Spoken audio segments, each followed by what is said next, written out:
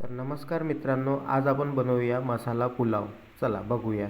सगळ्यात पहिले घेतलं आहे आपण बटर आणि गोबी, आलू आणि सोयाबीनच्या वड्या. त्याच्यानंतर घेतलं आहे आपण अद्रक लसूणचा पेस्ट, मिरची, कांदे, टमाटर, थोडंसं हलकं मसाला आणि हे शहाजिरं. त्याच्यानंतर घेतलं आहे आपण तेल. तेलात टाकूया आपण गरम मसाला, थोडाफार चवीनुसार,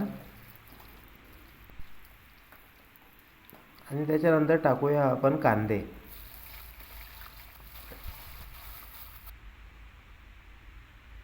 आता आपण घेतलेलं आहे जे अद्रक लसूणचे पेस्टचे आहे ते टाकलेलं आहे आपण. छानपैकी त्याला घोळून घ्यायचं. नंतर टाकायचं त्याच्यात हळद, चवीनुसार आपल्याला मिरची पावडर टाकून घ्यायचं, गरम मसाला थोडासा 1 चम्मच. आता घेतलेला आहे आपण त्याच्यात टमाटर आणि ते घोळून घ्यायचं.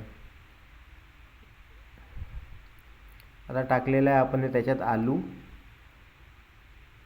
वाटाण्याचे दाणे आणि सोयाबीनच्या वड्या, आणि त्याच्यानंतर आपण ते पूर्ण टाकून सगळं आपण त्याच्यात टाकलेलं आहे. आता भात, हे गरम पाणी आपण उकळलेलं आहे.